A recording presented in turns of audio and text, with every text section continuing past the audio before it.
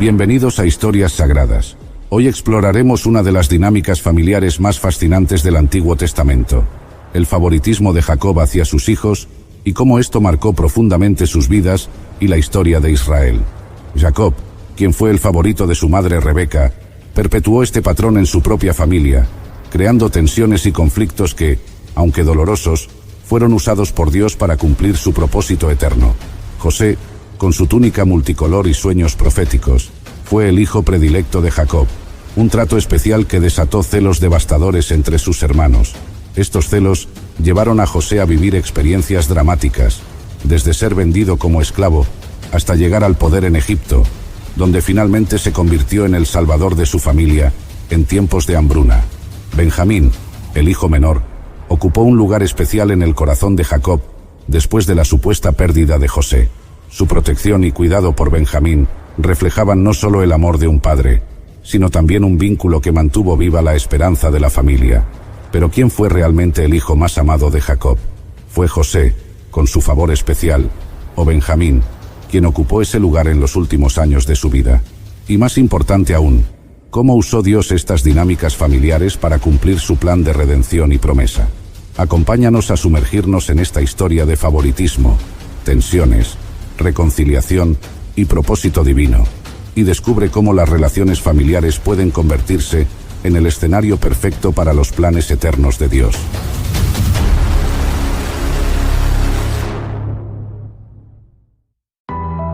Hace muchos años, en una tierra marcada por la promesa de Dios, existió un hombre cuyo destino estaba entrelazado con el amor de su padre y el dolor de una pérdida irreparable. Esta es la historia de Benjamín, el hijo más joven de Jacob, el hermano menor de José, y el hijo nacido en medio de circunstancias difíciles. Su vida está llena de amor, tragedia y un propósito que cambiaría el curso de su familia. Conocer la historia de Benjamín es adentrarse en una de las narrativas más conmovedoras del Antiguo Testamento, una historia que nos habla de la fidelidad, el sacrificio y el valor de una vida que trajo consuelo en medio de la tristeza. Aquí presentamos el relato de cómo Benjamín se convirtió en el hijo más querido de Jacob y cómo su vida influyó en la historia de la nación de Israel. Benjamín nació en un contexto de dolor y esperanza. Su madre, Raquel, había sido la esposa amada de Jacob, pero también había sufrido por muchos años debido a su incapacidad para tener hijos. Finalmente, Dios escuchó sus oraciones y Raquel dio a luz primero a José, el hijo favorito de Jacob. Sin embargo, años más tarde, cuando Raquel quedó embarazada nuevamente, las cosas tomaron un rumbo trágico. Durante el parto, Raquel sufrió complicaciones y en medio de su dolor, murió al dar a luz a su segundo hijo. Antes de morir, Raquel llamó a su hijo Benoni, que significa hijo de mi dolor. Pero Jacob, al verlo, decidió cambiarle el nombre a Benjamín, que significa hijo de mi mano derecha o hijo de mi fortuna. Este cambio de nombre representaba la esperanza y el amor que Jacob tenía por su hijo, incluso en medio de una pérdida tan dolorosa. La muerte de Raquel dejó un vacío enorme en la vida de Jacob, y Benjamín se convirtió en el último vínculo con la mujer que él tanto amaba. Por esta razón, Benjamín creció siendo el hijo más querido de Jacob. Aunque Jacob tenía otros hijos mayores, la conexión emocional que tenía con Benjamín era única. Este favoritismo no era algo secreto, y los hermanos mayores de Benjamín, especialmente los hijos de Lea, podían ver claramente la preferencia que Jacob tenía por él. Este amor especial por Benjamín, junto con el favoritismo anterior hacia José, creó tensiones dentro de la familia que terminarían por tener consecuencias significativas. Benjamín era todavía muy pequeño cuando su hermano José fue vendido como esclavo por sus propios hermanos, quienes, llenos de celos y resentimiento, decidieron deshacerse de él. Le dijeron a Jacob que una bestia salvaje había matado a José, y le mostraron su túnica de colores empapada en sangre como prueba. Jacob quedó devastado por la noticia, y el dolor por la pérdida de José nunca desapareció de su corazón. En medio de este sufrimiento, Benjamín se convirtió en el consuelo de Jacob, quien no podía soportar la idea de perder también a su hijo menor. Este temor hizo que Jacob protegiera a Benjamín con un celo particular, asegurándose de que siempre estuviera a salvo y fuera del peligro. Pasaron los años, y la familia de Jacob enfrentó tiempos de escasez y hambruna. La situación se volvió desesperante, ya que no había suficiente alimento para mantener a todos, y el futuro de la familia se veía sombrío. Cuando la comida comenzó a agotarse, Jacob envió a sus hijos mayores a Egipto para comprar grano, ya que había oído que allí se habían almacenado grandes cantidades de alimento. Sin embargo, Jacob se negó a permitir que Benjamín acompañara a sus hermanos, por miedo a que algo malo le ocurriera, tal como había sucedido con José. Lo que Jacob no sabía era que José, a quien creía muerto, era ahora el gobernador de Egipto, el encargado de distribuir el grano durante la hambruna. Este hombre poderoso y misterioso, que los hermanos de Benjamín desconocían, sería el instrumento de Dios para unir nuevamente a una familia rota. Cuando los hermanos de Benjamín llegaron a Egipto, no reconocieron a José, pero él sí los reconoció a ellos. José decidió ponerlos a prueba para ver si habían cambiado desde los días en que lo habían vendido como esclavo. Les habló con dureza y los acusó de ser espías. Después de interrogarlos, José les dijo que, para probar su honestidad, debían regresar a Canaán y traer a su hermano menor, Benjamín. Los hermanos quedaron desconcertados, pero no tuvieron otra opción que regresar a casa y contarle a su padre lo que había sucedido. Jacob, al escuchar la demanda del gobernador de Egipto, se angustió profundamente. No quería arriesgar la vida de Benjamín, y la idea de enviarlo a Egipto lo llenaba de temor. Jacob no podía soportar la idea de perder al último hijo de Raquel, pero la hambruna continuaba, y finalmente, cuando se agotaron todas las provisiones, Jacob no tuvo más remedio que ceder. Judá, uno de los hermanos mayores. Running a business comes with a lot of what-ifs, but luckily there's a simple answer to them. Shopify. It's the commerce platform behind millions of businesses, including Thrive Cosmetics and Momofuku, and it'll help you with everything you need. From website design and marketing to boosting sales and expanding operations, Shopify can get the job done and make your dream a reality. Turn those what-ifs into... Sign up for your $1 per month trial at shopify.com/special offer. Se ofreció a ser responsable de Benjamín y prometió traerlo de vuelta sano y salvo. Con el corazón lleno de preocupación, Jacob permitió que Benjamín fuera a Egipto con sus hermanos, confiando en que Dios cuidaría de él. En medio de este momento de incertidumbre, Jacob se apoyó en la promesa de Dios y en la protección divina, esperando que su amado hijo regresara sano y salvo. Cuando los hermanos llegaron a Egipto con Benjamín, José quedó profundamente conmovido al ver a su hermano menor. A pesar de los años que habían pasado, el amor de José por Benjamín seguía intacto. José preparó un banquete para sus hermanos, y en medio de la comida, mostró un trato especial hacia Benjamín, dándole una porción 5 veces mayor que la de los demás. Los hermanos de Benjamín, que habían cambiado con el tiempo, no mostraron señales de celos ni resentimiento, lo cual alegró a José. Sin embargo, José aún quería asegurarse de que sus corazones habían cambiado por completo, así que decidió ponerlos a prueba una vez más. José ordenó a sus sirvientes que llenaran los sacos de sus hermanos con grano, y que colocaran su copa personal en el saco de Benjamín. Al día siguiente, cuando los hermanos partieron de regreso a Canaán, José envió a sus hombres tras ellos, para acusarlos de haber robado la copa. Cuando la copa fue encontrada en el saco de Benjamín, los hermanos quedaron aterrorizados y regresaron a Egipto, desesperados por salvar a su hermano menor. Judá, quien había prometido a su padre proteger a Benjamín, se adelantó y se ofreció a quedarse como esclavo en lugar de Benjamín, mostrando así un cambio verdadero en su carácter y un profundo amor por su padre y su hermano. Judá, que alguna vez había sido partícipe en la venta de José, ahora estaba dispuesto a sacrificarse para proteger a Benjamín, revelando cuánto había aprendido sobre el valor de la familia y el arrepentimiento sincero. Este acto de sacrificio y amor convenció a José de que sus hermanos habían cambiado. Con lágrimas en los ojos, se reveló a ellos diciendo: «Yo soy José, vuestro hermano, a quien vendisteis a Egipto». Los hermanos quedaron atónitos y llenos de temor, pero José los consoló, asegurándoles que todo lo que había sucedido estaba dentro del plan de Dios para salvar a muchas vidas durante la hambruna. José abrazó a Benjamín, y ambos lloraron juntos, uniendo nuevamente a la familia después de tantos años de separación y dolor. La reunión de José y Benjamín fue un momento de profunda emoción y sanidad para toda la familia. Jacob, al enterarse de que José estaba vivo, no podía creerlo. Cuando finalmente se convenció, su espíritu revivió, y con gran alegría, decidió viajar a Egipto para reunirse con su hijo perdido. La llegada de Jacob a Egipto fue un evento lleno de lágrimas y abrazos. Jacob pudo ver a sus hijos reunidos y en paz, y pudo abrazar nuevamente a José, el hijo que había llorado por tantos años.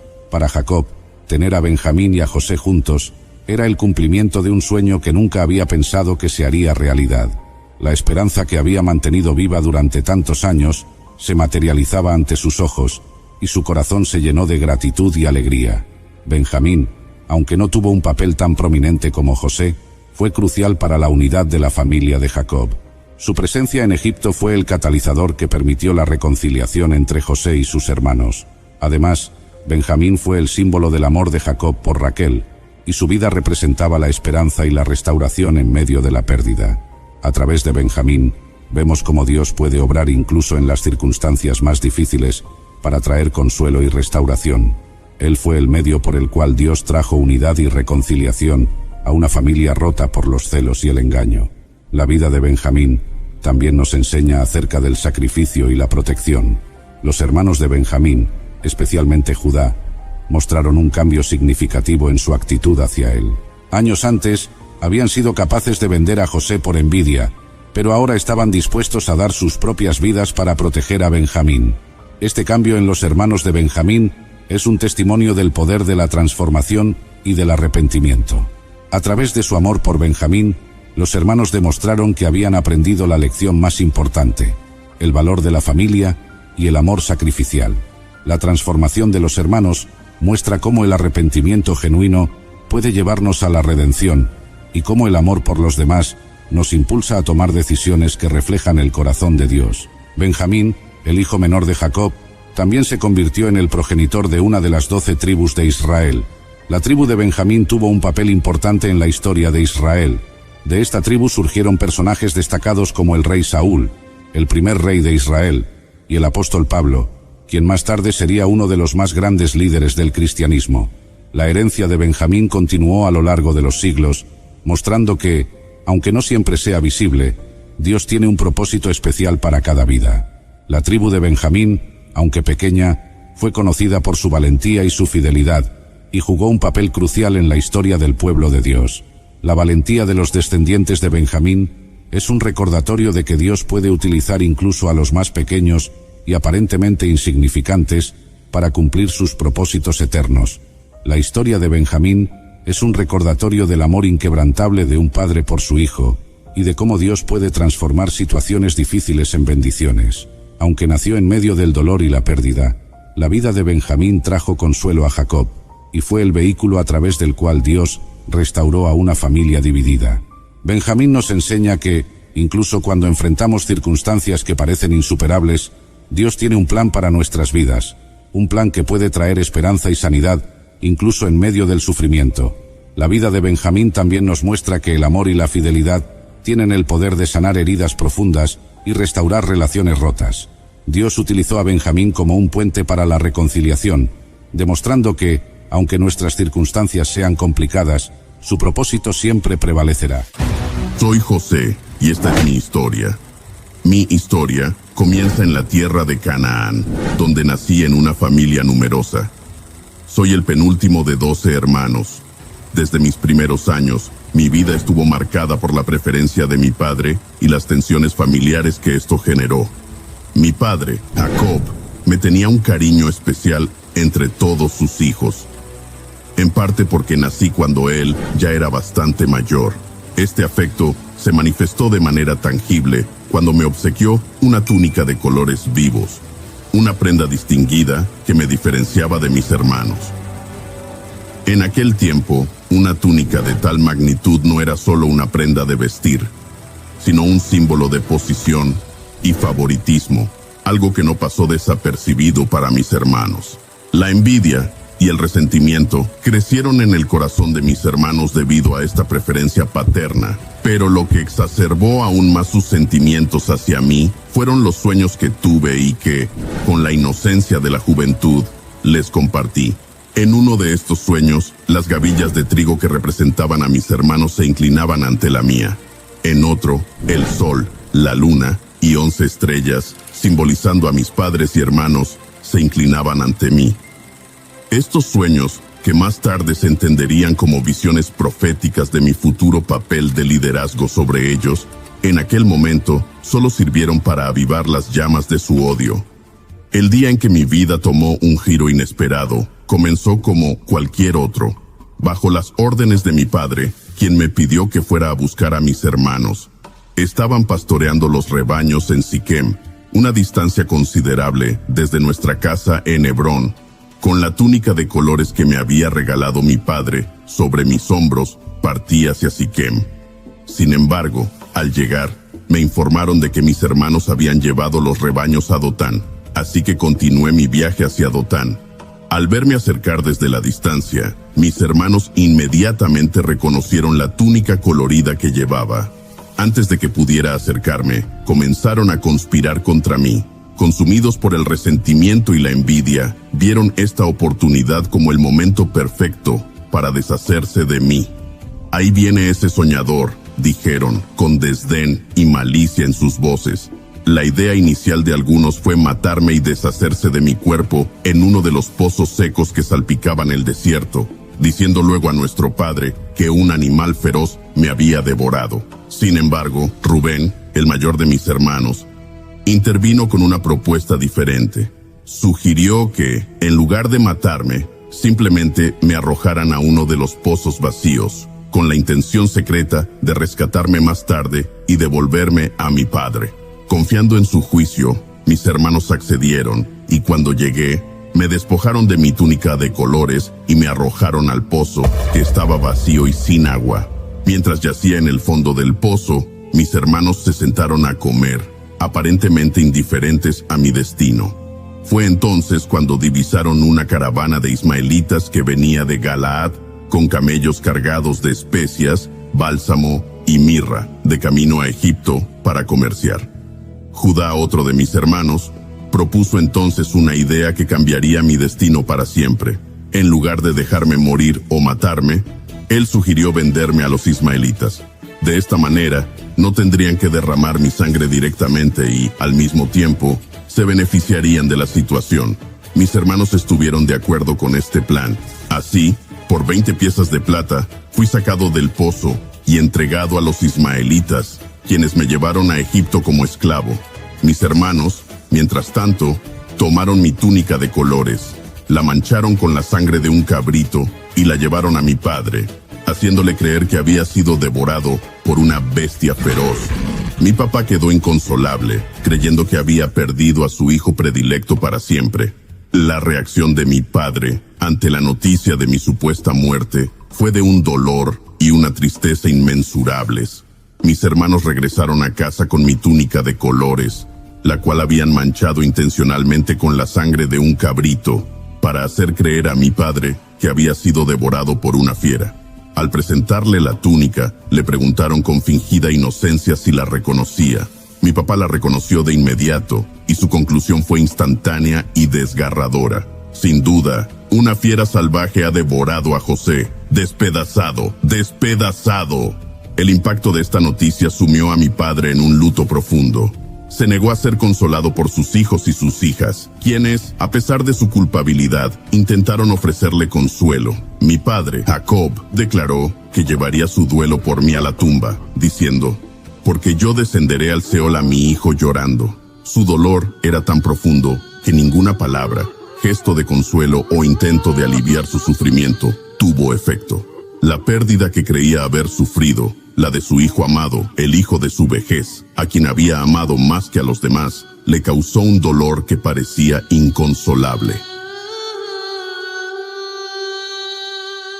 Mi llegada a Egipto marcó el comienzo de un capítulo completamente nuevo y desafiante en mi vida. Tras ser vendido a los mercaderes ismaelitas por mis propios hermanos, fui llevado a Egipto, lejos de mi hogar y mi familia en Canaán. La travesía hacia Egipto estuvo llena de incertidumbre y temor. Como esclavo, mis expectativas de futuro eran sombrías, y el dolor de la traición familiar y la separación aún pesaba profundamente en mi corazón. Al llegar a Egipto, fui presentado en el mercado de esclavos, un lugar de desesperanza donde los hombres, mujeres y niños eran vendidos como propiedad a los postores más altos. En este contexto de vulnerabilidad y despojo, fui comprado por Potifar, el capitán de la guardia del faraón. Potifar era un hombre de alto rango en la sociedad egipcia, y ser adquirido por alguien de su estatus fue, en cierta manera, un giro afortunado dentro de mi desafortunada situación. Desde el principio de mi servicio en la casa de Potifar, el Señor estuvo conmigo, y todo lo que hacía prosperaba. Mi diligencia, lealtad y habilidades no pasaron desapercibidas para Potifar, quien pronto reconoció mi valor como administrador y ser humano. A medida que ganaba su confianza, me fue encomendada más responsabilidad, hasta que finalmente fui puesto a cargo de toda su casa. Bajo mi administración, la casa de Potifar prosperó, y el Señor bendijo los bienes del egipcio por mi causa. A medida que ascendía en responsabilidad y estima en la casa de Potifar, debido a mi diligencia y la bendición evidente del Señor en todo lo que hacía, me encontré enfrentando una tentación inesperada y peligrosa. La esposa de Potifar comenzó a fijarse en mí. Era evidente que poseía una belleza y un encanto que, junto con su posición de poder, la hacían una figura imponente. Con el tiempo, su interés en mí se convirtió en deseo, y ella no tardó en actuar sobre este deseo. En varias ocasiones me buscó directamente y me instó a acostarme con ella. Sin embargo, yo estaba firmemente comprometido a vivir una vida de integridad y lealtad, no solo a Dios, sino también a Potifar, quien había confiado en mí y me había elevado a una posición de gran responsabilidad dentro de su hogar. Le respondí a sus avances, explicando que mi maestro Potifar no me había retenido nada en la casa, excepto a ella, porque era su esposa. ¿Cómo, entonces, podría hacer yo esta gran maldad y pecar contra Dios? Este fue mi firme rechazo a sus propuestas, basado en mi compromiso con la rectitud y mi temor a Dios. Sin embargo, un día, cuando me encontraba solo en la casa realizando mis tareas, ella me agarró por mi túnica e insistió nuevamente en que me acostara con ella. En ese momento, tomé la decisión de huir, dejando atrás mi túnica en sus manos. Esta acción, aunque era la única opción honorable dada la situación, me puso en una posición extremadamente vulnerable. Enfurecida por mi rechazo y armada con la evidencia de mi túnica en sus manos, la esposa de Potifar inventó una historia falsa. Cuando su marido regresó a casa, lo confrontó con acusaciones de que yo había intentado aprovecharme de ella, presentando mi túnica como prueba de mi supuesta maldad. Potifar, al oír las acusaciones de su esposa y ver mi túnica en sus manos, se llenó de ira. Sin dar oportunidad a mi defensa, actuó según el testimonio de su esposa y me envió a prisión, marcando así otro giro dramático en mi vida. Al ser encarcelado injustamente por las falsas acusaciones de la esposa de Potifar, me encontré en un lugar destinado a los criminales del faraón, un ambiente que distaba mucho de ser acogedor o justo. Sin embargo, incluso en este entorno sombrío, el Señor estuvo conmigo, mostrándome su lealtad y extendiendo su bondad a través de mi situación. El guardia de la prisión, al poco tiempo de mi llegada, notó algo diferente en mí. Aunque estaba rodeado de desesperación y culpa, había una presencia de paz y prosperidad en todo lo que emprendía dentro de los muros de la cárcel. Reconociendo esta cualidad única, el guardia me confió la responsabilidad de los demás prisioneros. Pronto, al igual que en la casa de Potifar, fui ascendido a una posición de liderazgo, esta vez dentro de la prisión, supervisando las actividades diarias y el bienestar de mis compañeros de encierro. Durante mi tiempo en la cárcel, tuve la oportunidad de interactuar con dos individuos que jugarían un papel crucial en el siguiente capítulo de mi vida: el copero y el panadero del faraón, quienes también habían sido encarcelados por ofensas contra su señor. Ambos hombres tuvieron sueños perturbadores durante su estancia en prisión, y al notar su inquietud una mañana, les pregunté por la causa de su tristeza. Al escuchar sobre sus sueños, les ofrecí interpretarlos, confiando en la guía de Dios para revelar sus significados. El sueño del copero fue el primero que escuché. Él me contó: en mi sueño veía una vid delante de mí, y en la vid había 3 ramas. Tan pronto brotó, floreció, y sus racimos maduraron en uvas. La copa del faraón estaba en mi mano, y tomé las uvas, las exprimí en la copa del faraón, y puse la copa en la mano del faraón. interpreté este sueño para él, diciendo: las 3 ramas son 3 días. Dentro de 3 días, el faraón levantará tu cabeza y te restaurará a tu posición, y pondrás la copa del faraón en su mano, tal como solías hacer cuando eras su copero. Pero cuando todo te vaya bien, recuérdame y sé bondadoso conmigo. Menciona mi caso al faraón y sácame de esta casa. Luego, el panadero, al escuchar la interpretación favorable del sueño del copero, decidió contarme su sueño. En mi sueño, había 3 canastas de pan blanco sobre mi cabeza, y en la canasta más alta, había toda clase de alimentos para el faraón, obra de panadero, pero las aves comían de la canasta sobre mi cabeza. La interpretación que di al sueño del panadero fue mucho más sombría. Las 3 canastas son 3 días. Dentro de 3 días, el faraón levantará tu cabeza de sobre ti y te colgará en un árbol, y las aves comerán tu carne de sobre ti. Ambas interpretaciones se cumplieron exactamente como las había relatado. 3 días después, en el cumpleaños del faraón, él hizo un banquete para todos sus siervos. Durante el banquete, restauró al copero a su posición, pero al panadero lo colgó, tal como había sido interpretado por mí. Este evento no solo demostró la habilidad dada por Dios para interpretar sueños, sino que también marcó un punto crucial en mi vida. Aunque había pedido al copero que se acordara de mí ante el faraón, lamentablemente, una vez fuera de la prisión, se olvidó de mí durante 2 años completos. No fue hasta que el faraón tuvo sus propios sueños perturbadores y ningún sabio en Egipto pudo interpretarlos, que el copero finalmente recordó mi habilidad y mencionó mi nombre al faraón. El sueño del faraón fue un momento decisivo en mi vida y en la historia de Egipto.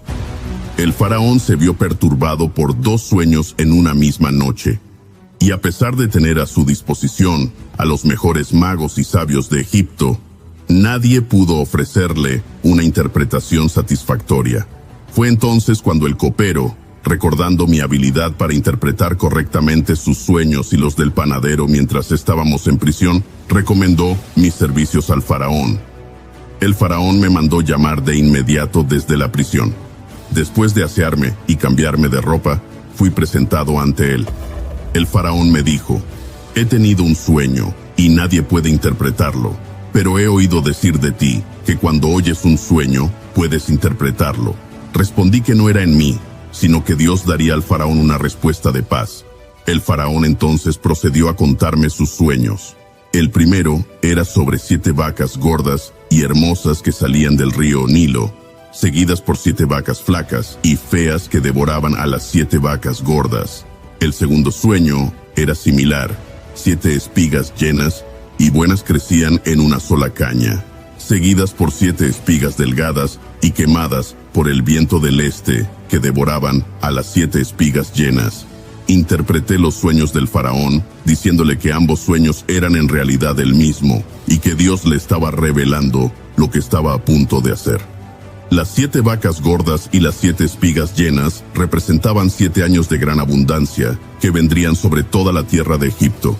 Sin embargo, estos serían seguidos por 7 años de hambre tan severos que la abundancia sería olvidada en la tierra, y el hambre consumiría la tierra. La duplicación de los sueños significaba que el asunto estaba firmemente decidido por Dios y que Dios lo haría prontamente.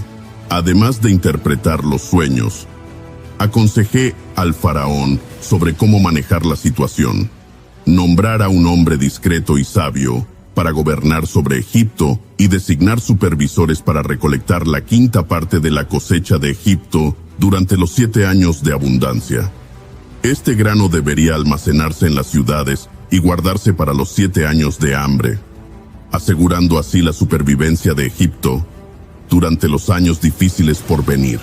El faraón y sus siervos quedaron impresionados por la interpretación y el consejo. Viendo la sabiduría que Dios me había dado, el faraón dijo: ¿podemos encontrar a otro hombre como este, en quien esté el Espíritu de Dios? Así, fui nombrado por el faraón como gobernador sobre toda la tierra de Egipto, encargado de implementar el plan para salvar a Egipto y a las regiones circundantes de la inminente hambruna. Fue un ascenso extraordinario, de prisionero a gobernador, todo debido a la providencia divina y la interpretación de los sueños. Convertirme en gobernador de Egipto fue un cambio drástico y providencial en mi vida.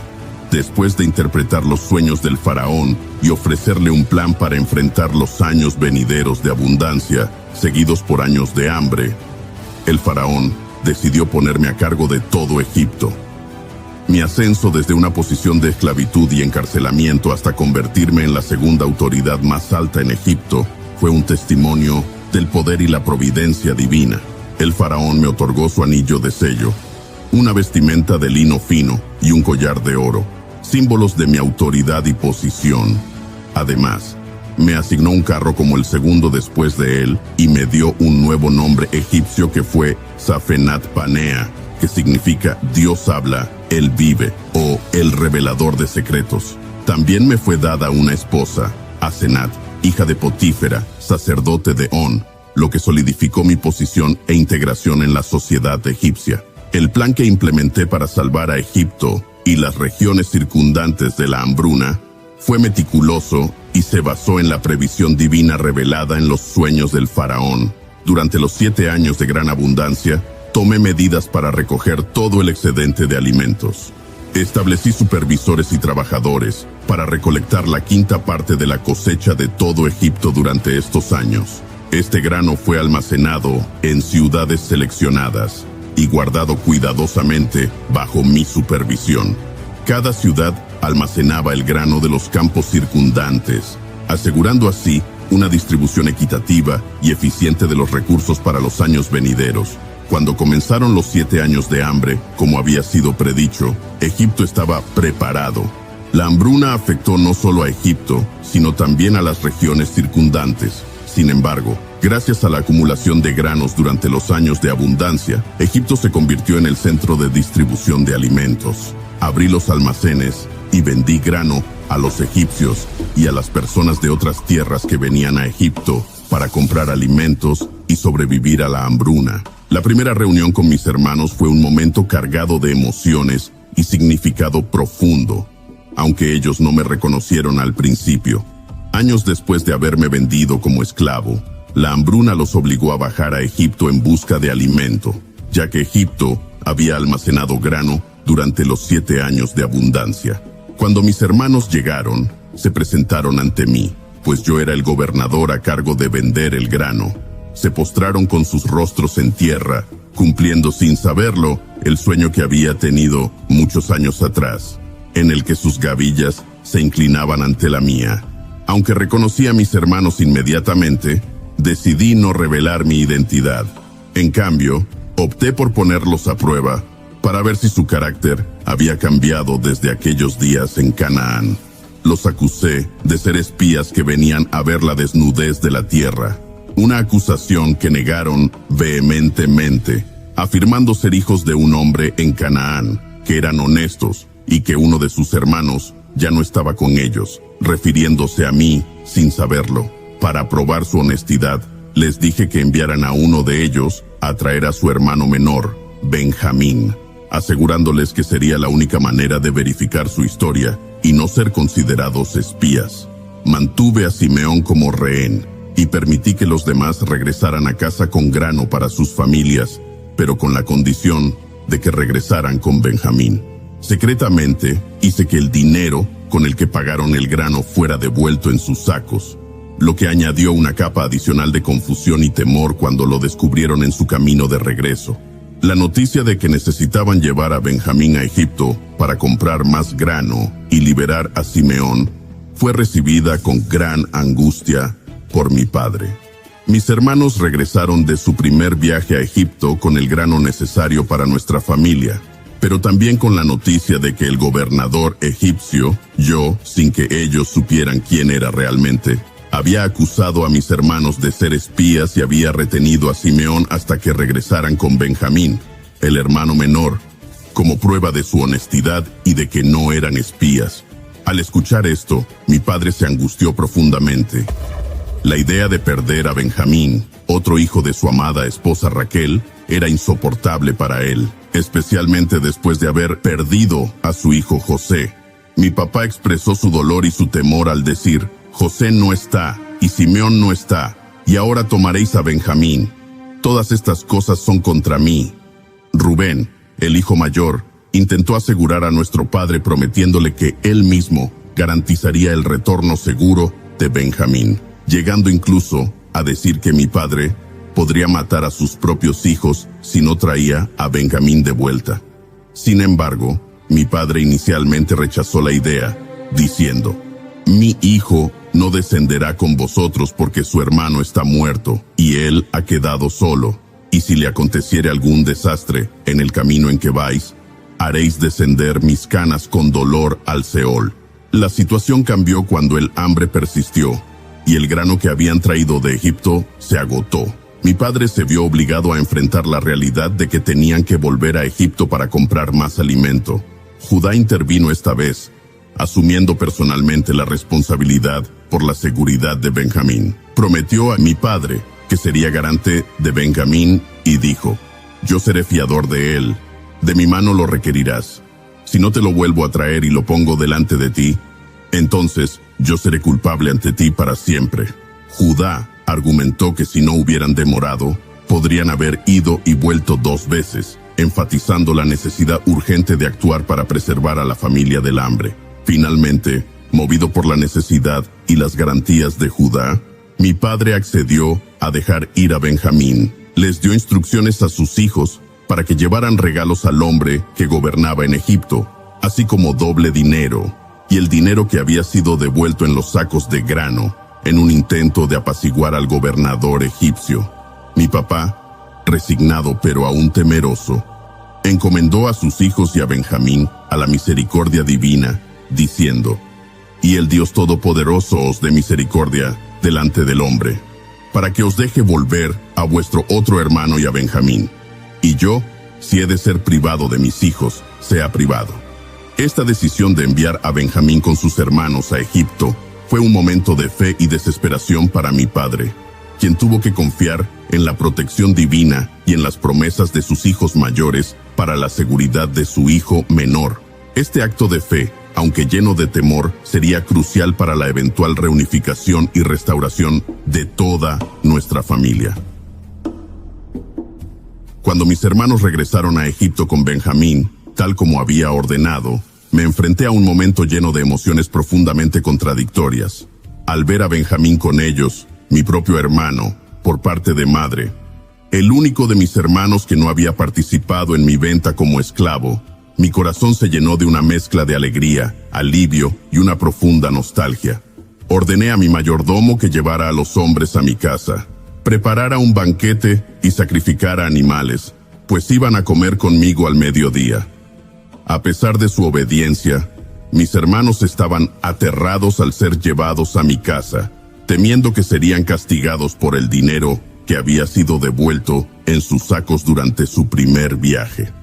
Se acercaron al mayordomo de mi casa para explicar la situación del dinero devuelto, intentando así aliviar cualquier malentendido antes de que se presentaran ante mí.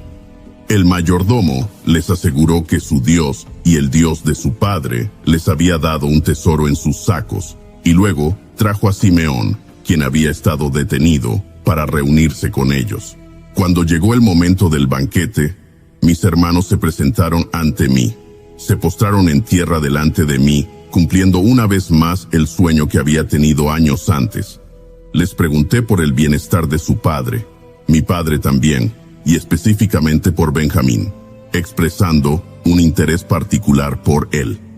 Al ver a Benjamín, mis emociones me sobrepasaron y tuve que retirarme a una habitación privada para llorar. Después de recomponerme, regresé para participar en el banquete con ellos.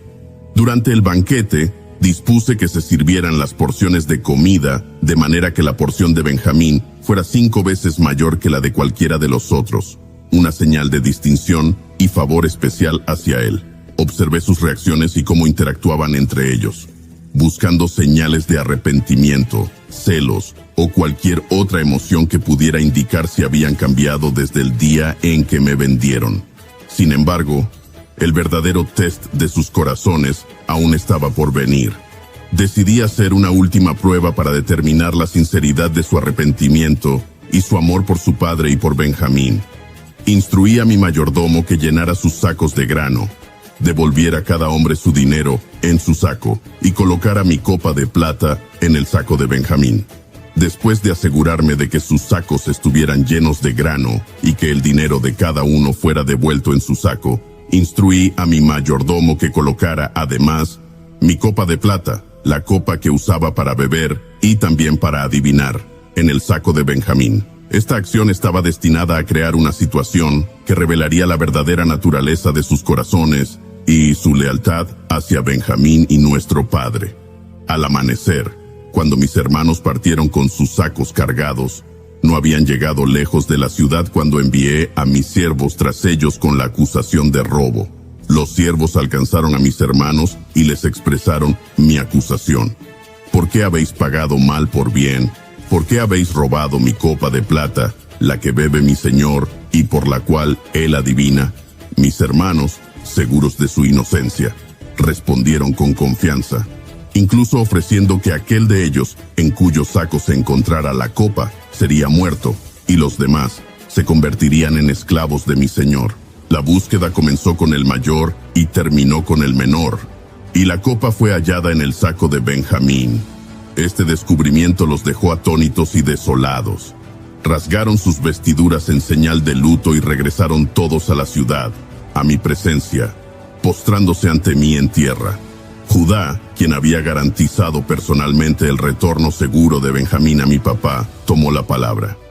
Se acercó y ofreció un discurso emocionante y elocuente, explicando la situación de nuestro padre, su apego especial a Benjamín, y cómo la pérdida de Benjamín podría llevar a mi padre a la muerte por el dolor. Judá se ofreció a sí mismo como esclavo en lugar de Benjamín, para que el joven pudiera regresar con nuestro padre, demostrando un acto de sacrificio y amor fraternal que contrastaba marcadamente con la actitud que habían tenido hacia mí años atrás.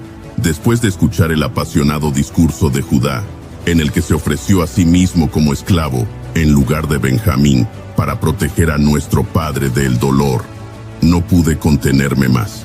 La lealtad, el sacrificio y el amor evidente en sus palabras me hicieron ver cuánto habían cambiado desde aquellos días en Canaán, cuando me vendieron como esclavo. Ordené a todos mis sirvientes que salieran de la habitación, dejándome solo con mis hermanos. Era importante para mí que este momento fuera privado, un asunto familiar que requería intimidad. Entonces, me encontré cara a cara con mis hermanos, los mismos que habían conspirado contra mí tantos años atrás, pero ahora mostraban un carácter y una madurez completamente transformados. Lleno de emoción, me resultó imposible contener las lágrimas. Lloré tan fuerte que mis sirvientes y la casa del faraón escucharon mi llanto, aunque no estaban presentes en la habitación. A través de mis lágrimas, les dije a mis hermanos: yo soy José, ¿vive aún mi padre? Mis hermanos estaban tan atónitos que no podían responder. La sorpresa y el miedo los paralizaron, temiendo por las consecuencias de sus acciones pasadas, ahora que estaba claro que el gobernador de Egipto era su propio hermano a quien habían maltratado. Para aliviar rápidamente sus miedos y demostrar mi sincero perdón, les dije: ahora pues, no os entristezcáis, ni os pese haberme vendido acá, porque para preservación de vida me envió Dios delante de vosotros. Dios me envió delante de vosotros para preservarlos y darles posteridad en la tierra, y para salvar vuestras vidas por medio de una gran liberación. Así que no fuisteis vosotros los que me enviasteis acá, sino Dios. Les hice ver que, a pesar de las circunstancias adversas y los años de separación y dolor, había un propósito divino mayor en juego, que todo había sido parte de un plan para salvar vidas durante la hambruna. Al reconocerme, el shock inicial de mis hermanos dio paso a un torrente de emociones. La sala se llenó de lágrimas, abrazos y expresiones de asombro, alivio y felicidad. Este acto de perdón y reconciliación simbolizó la superación de nuestro pasado turbulento. Especialmente emotivo fue el encuentro con Benjamín, mi hermano más joven, a quien no había visto desde que era un niño. Nuestro abrazo fue un momento de profunda conexión fraternal, marcado por lágrimas compartidas. Benjamín y yo, vinculados no solo por nuestro padre, sino también por ser los únicos hijos de Raquel, sentimos una alegría inmensa al reunirnos. La intensidad de nuestras emociones indicaba cuán profundo era el vínculo que la separación no había podido erosionar. Después de este emotivo reencuentro, les instruí a mis hermanos que regresaran rápidamente a Canaán para traer a nuestro padre a Egipto junto con sus familias y posesiones. Les di carros, como había ordenado el faraón, para transportar a los niños y a las mujeres, y les proporcioné provisiones para el viaje. También les di regalos y ropas nuevas, pero a Benjamín le di 300 piezas de plata y 5 mudas de ropa, como muestra de mi especial afecto hacia él. Les pedí que no discutieran en el camino de regreso, consciente de que las emociones podrían aflorar al procesar todo lo que había sucedido. Este consejo reflejaba mi deseo de que mantuvieran la paz y la unidad que acabábamos de restaurar. Al llegar a Canaán, mis hermanos le relataron a mi padre todo lo sucedido, diciéndole: José aún vive y es gobernador de toda la tierra de Egipto. Mi padre, al principio, no podía creerles debido a la incredulidad y el shock. Sin embargo, cuando vio los carros que José había enviado para transportarlo, su espíritu revivió y dijo: basta, mi hijo José aún vive. Iré y lo veré antes de morir. La reunión de mi papá conmigo en Egipto fue otro momento cargado de gran emoción. Al vernos, nos abrazamos fuertemente, llorando por un largo tiempo. Para él, este reencuentro conmigo, el hijo que había creído muerto durante tantos años, fue un regalo divino, un milagro que superó cualquier expectativa que pudiera haber tenido en sus últimos años.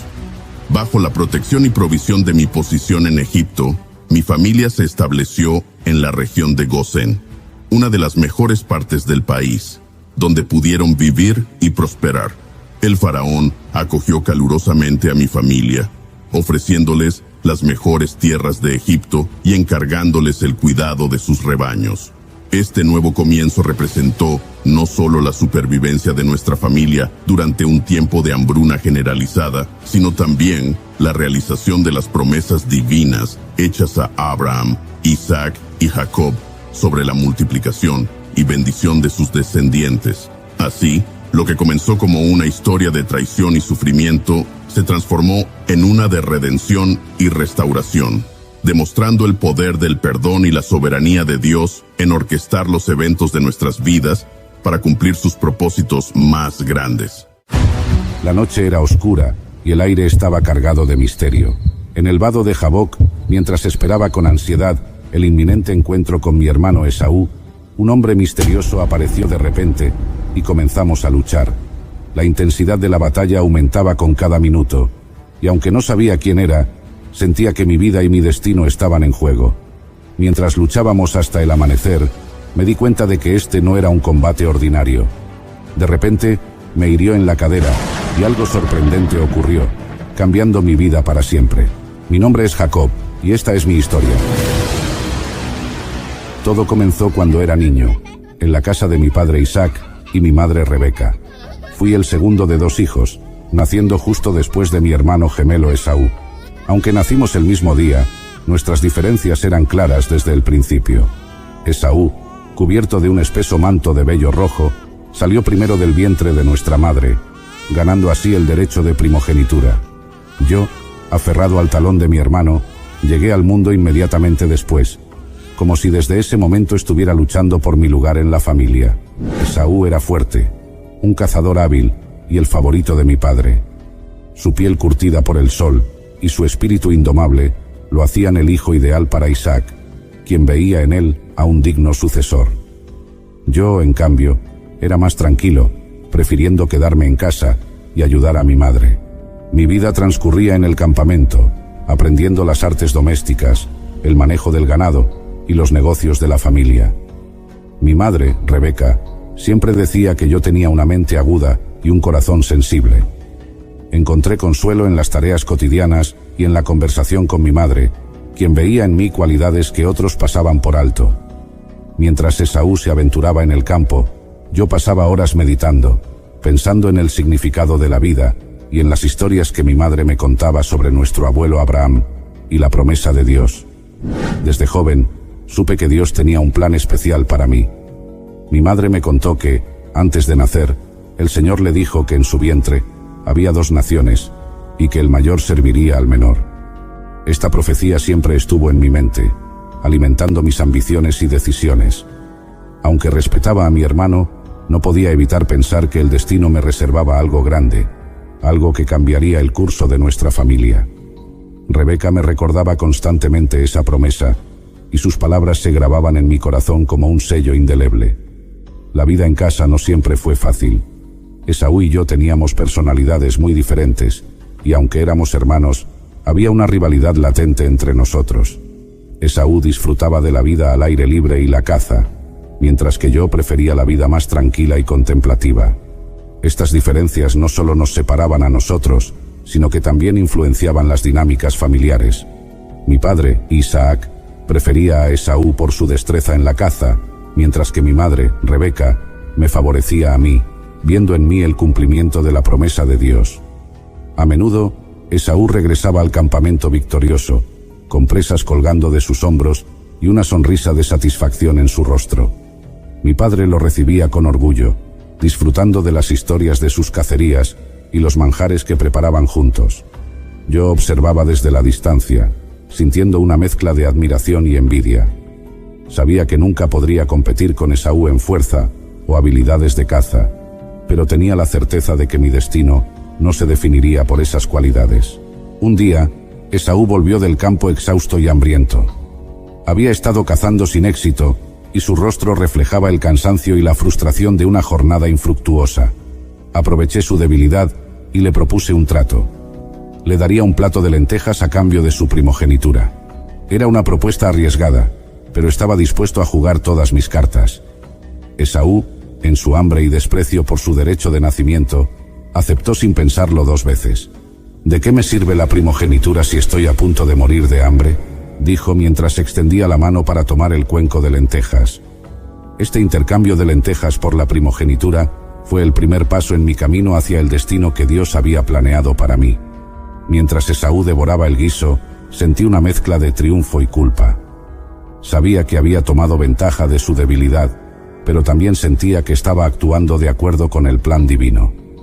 Esaú, por su parte, comió rápidamente, y luego se levantó y se fue, sin darse cuenta del alcance de su decisión. Aquella noche, mientras el campamento se sumía en el silencio, reflexioné sobre lo que había hecho. El derecho de primogenitura no era solo un título, implicaba la bendición de mi padre, la herencia de nuestras propiedades, y lo más importante, la promesa de Dios a Abraham e Isaac. Había dado un paso crucial, pero sabía que el camino por delante estaría lleno de desafíos y decisiones difíciles. La vida nunca volvería a ser la misma, y aunque no podía prever todo lo que me esperaba, estaba decidido a seguir adelante, confiando en la promesa de Dios y en mi capacidad para enfrentar cualquier obstáculo. A partir de ese momento, mi vida comenzó a tomar un rumbo diferente. Cada acción y decisión que tomé estuvo influenciada por esa promesa divina y por la visión de un futuro en el que yo sería el heredero de la bendición de Dios. La rivalidad con Esaú se intensificó y las tensiones en nuestra familia crecieron. Pero a pesar de todo, continué adelante, siempre recordando las palabras de mi madre y la visión de la escalera celestial que había visto en Betel.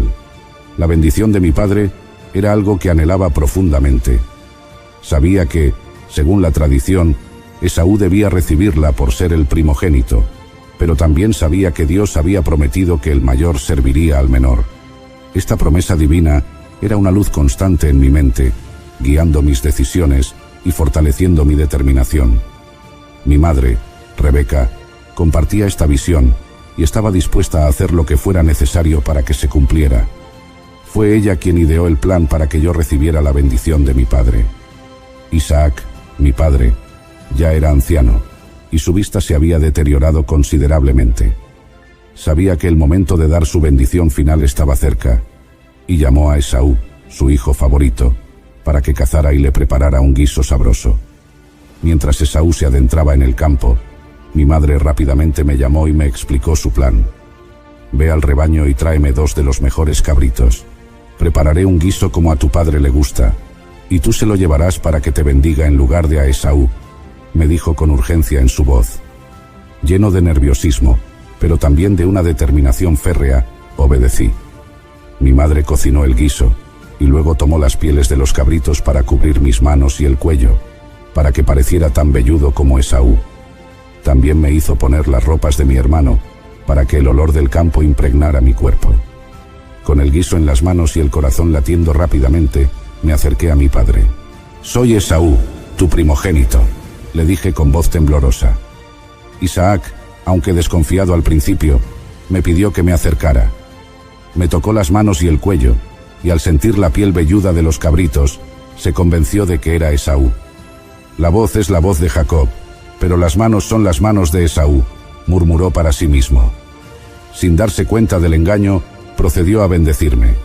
Que Dios te dé del rocío del cielo y de la grosura de la tierra, y abundancia de trigo y de mosto. Sírvante pueblos, y naciones se inclinen a ti. Sé señor de tus hermanos, e inclínense a ti los hijos de tu madre. Malditos los que te maldijeren, y benditos los que te bendijeren, pronunció mi padre, confiriéndome una bendición que cambiaría el curso de nuestras vidas. La ira de Esaú cuando descubrió el engaño fue inmensa.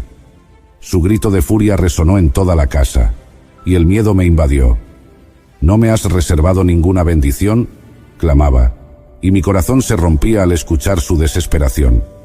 Isaac le dio una bendición secundaria, pero la herida de Esaú no sanaría fácilmente.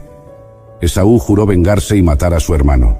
Temiendo por mi vida, mi madre me aconsejó huir a la casa de su hermano Labán en Harán. Partí de inmediato, dejando atrás a mi familia y todo lo que conocía. En el camino, agotado y lleno de incertidumbre, me detuve en un lugar para pasar la noche. Con una piedra como almohada, me dormí y tuve una visión en Betel. Vi una escalera que llegaba al cielo, con ángeles subiendo y bajando por ella. En lo alto de la escalera, el Señor se me apareció y dijo: «Yo soy el Señor, el Dios de tu padre Abraham y el Dios de Isaac. La tierra en la que estás acostado, te la daré a ti y a tu descendencia. Tu descendencia será como el polvo de la tierra, y te extenderás al occidente, al oriente, al norte y al sur. En ti y en tu simiente serán benditas todas las familias de la tierra. He aquí, yo estoy contigo, y te guardaré por donde quiera que fueres, y volveré a traerte a esta tierra, porque no te dejaré hasta que haya hecho lo que te he dicho». Este sueño me llenó de esperanza y fortaleza para el viaje que tenía por delante. Me levanté de aquel lugar con una renovada confianza en la promesa de Dios. Marqué el lugar como sagrado, llamándolo Betel, y prometí que si Dios me protegía en mi viaje y me traía de vuelta en paz, Él sería mi Dios. Al llegar a Harán, conocí a mi tío Labán, y me enamoré de su hija menor, Raquel. Su belleza me cautivó desde el primer momento, y su dulzura conquistó mi corazón. Sin dudarlo, ofrecí trabajar 7 años para poder casarme con ella. Los 7 años pasaron rápidamente, pues mi amor por Raquel era tan grande que el tiempo volaba cuando pensaba en ella. Finalmente, llegó el día de la boda. Pero Labán, conocido por su astucia, me engañó. Durante la ceremonia, cuando el velo cubría a la novia, no me di cuenta del cambio hasta la mañana siguiente. En lugar de Raquel, descubrí a Lea, su hermana mayor. Mi corazón se rompió de nuevo. Enfrenté a Labán, y él, con una sonrisa astuta, me explicó que en su tierra no era costumbre casar a la menor antes que a la mayor. Sin otra opción, acordé trabajar otros 7 años por Raquel. Y así lo hice. Durante este tiempo, Dios me bendijo con muchos hijos a través de Lea, Raquel y sus siervas, Bila y Zilpa. Mi familia creció y prosperó, pero mi relación con Labán se volvió cada vez más tensa. Las rivalidades entre Lea y Raquel, la envidia y las intrigas, marcaron nuestras vidas cotidianas. A pesar de todo, Dios estaba conmigo, y su promesa se cumplía a medida que mi familia se multiplicaba y mis riquezas aumentaban. Labán, viendo cómo Dios me prosperaba, intentó engañarme varias veces para quedarse con lo mejor del ganado. Sin embargo, Dios me dio sabiduría, y a través de sueños y visiones, me mostró cómo asegurarme de que el rebaño más fuerte y numeroso fuera mío.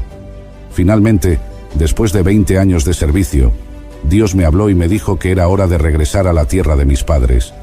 Reuní a mi familia y a todos nuestros bienes y partí sin decírselo a Labán. Cuando él se enteró de nuestra partida, nos persiguió, pero Dios intervino y nos protegió. Finalmente, hicimos un pacto y nos separamos en paz. Mientras me acercaba a la tierra de Canaán, el miedo a encontrarme con Esaú crecía en mi corazón. Envié mensajeros con regalos a mi hermano, esperando apaciguar su ira. La noche antes de nuestro encuentro, luché con un hombre misterioso hasta el amanecer. Al darse cuenta de que no podía vencerme, me tocó la cadera y me dislocó la articulación. «Déjame ir, porque raya el alba», dijo. Pero yo respondí, «No te dejaré ir si no me bendices». Fue entonces cuando supe que había luchado con Dios mismo. Me bendijo y cambió mi nombre de Jacob a Israel, diciendo, «Has luchado con Dios y con los hombres, y has vencido». Este encuentro me transformó profundamente. Cojeando por la herida en mi cadera, me preparé para enfrentar a Esaú. Para mi sorpresa, Esaú me recibió con abrazos y lágrimas, perdonando el pasado y ofreciendo reconciliación. Fue un momento de sanación y renovación para nuestra familia. Establecimos nuestras vidas en la tierra de Canaán, y Dios continuó bendiciéndonos. A pesar de los desafíos y pruebas, su mano siempre estuvo sobre mí y mi familia. Recordé siempre las promesas que Dios me hizo en Betel, y cómo, a pesar de mis errores y engaños, Él permaneció fiel. Después de 20 años de servicio, Dios me habló y me dijo que era hora de regresar a la tierra de mis padres. Fue una revelación que llenó mi corazón de esperanza y temor a la vez. La vida en Harán había sido dura, marcada por engaños y luchas, pero también por bendiciones y crecimiento. Había acumulado riquezas y mi familia había crecido considerablemente.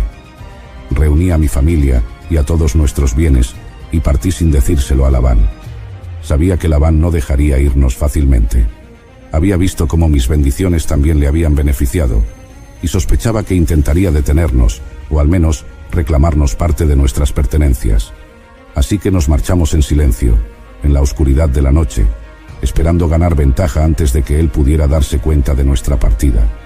Durante 3 días viajamos sin descanso, poniendo la mayor distancia posible entre nosotros y Harán. Cuando Labán se enteró de nuestra partida, su furia fue inmediata.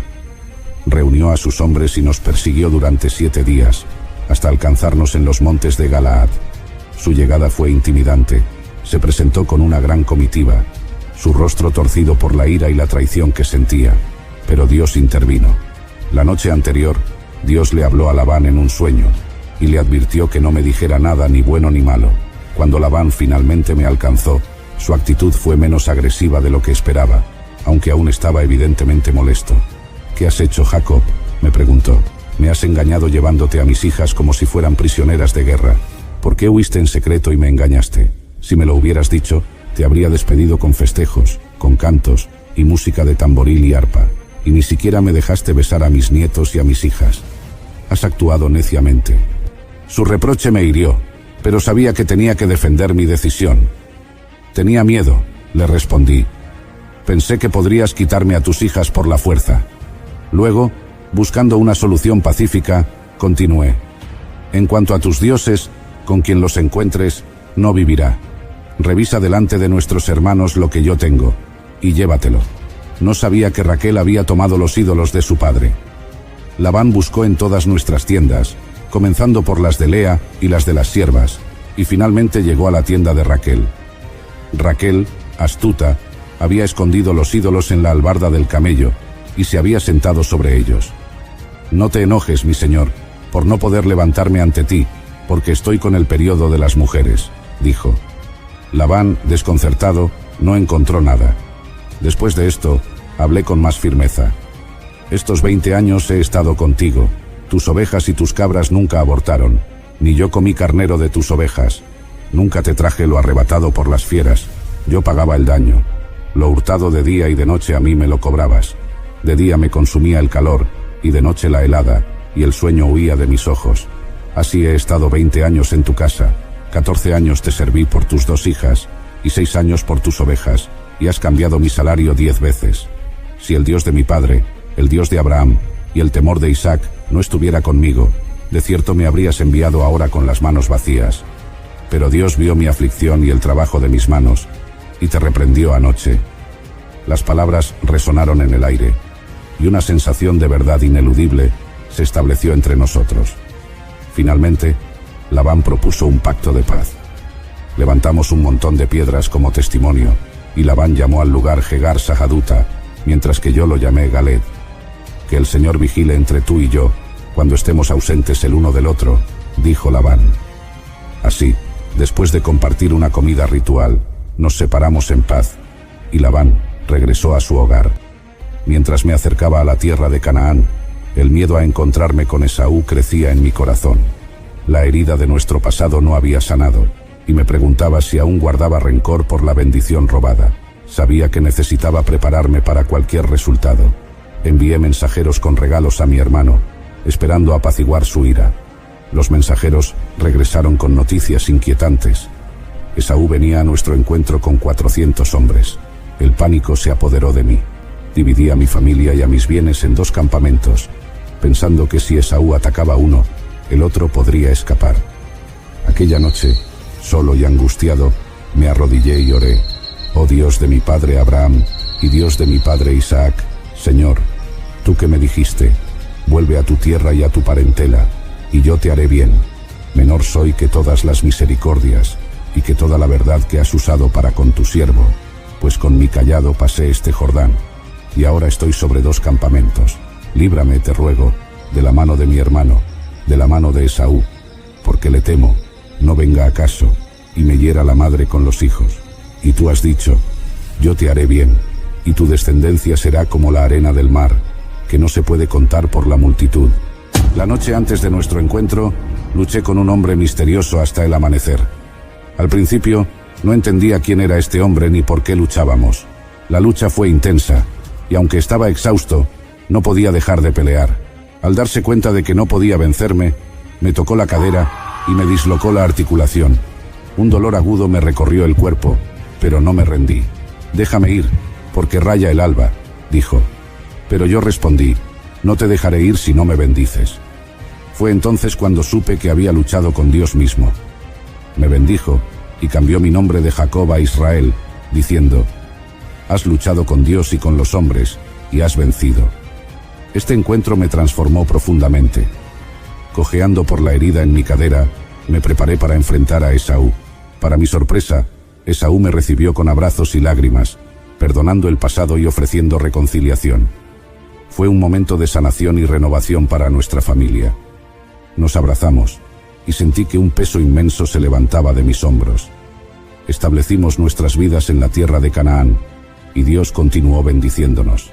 Construí un altar en Betel, recordando la promesa que Dios me había hecho cuando huía de mi hermano. A pesar de los desafíos y pruebas, su mano siempre estuvo sobre mí y mi familia. Recordé siempre las promesas que Dios me hizo en Betel, y cómo, a pesar de mis errores y engaños, Él permaneció fiel. La vida en Canaán tuvo sus propias pruebas y tribulaciones. Mis hijos crecieron, y como es natural en las familias grandes, surgieron conflictos. Mi hijo José, el mayor de Raquel, se convirtió en mi favorito, lo que provocó envidia y resentimiento entre sus hermanos.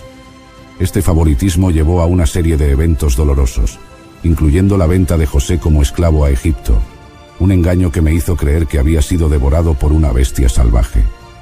A pesar de estos momentos oscuros, Dios seguía trabajando en nuestras vidas. Años más tarde, durante una gran hambruna, descubrí que José estaba vivo y se había convertido en un hombre poderoso en Egipto. Fue un reencuentro lleno de lágrimas y alegría, y vi una vez más cómo Dios cumple sus promesas de formas que nunca podríamos prever. Mi familia se mudó a Egipto bajo la protección de José, y viví mis últimos años rodeado de mis hijos y nietos, agradecido por la fidelidad y la misericordia de Dios. Gracias por acompañarnos en este viaje a través de las Escrituras. Si esta narración ha tocado sus corazones y les ha inspirado, les invito a dejar su me gusta en este video. Su apoyo es invaluable y nos ayuda a continuar trayendo más contenido inspirador y educativo. No olviden suscribirse al canal y activar la campana de notificaciones para que sean los primeros en saber cuándo se publica el próximo episodio. Compartimos muchas más historias sagradas, llenas de enseñanzas y esperanza, que esperamos sean de gran bendición para ustedes y sus familias. Que Dios los bendiga abundantemente y que su fe se fortalezca día a día. Recuerden que, así como Dios guió a Jacob en sus viajes y transformaciones, Él también los guiará, si ustedes se lo permiten, en cada paso de su vida. Hasta la próxima.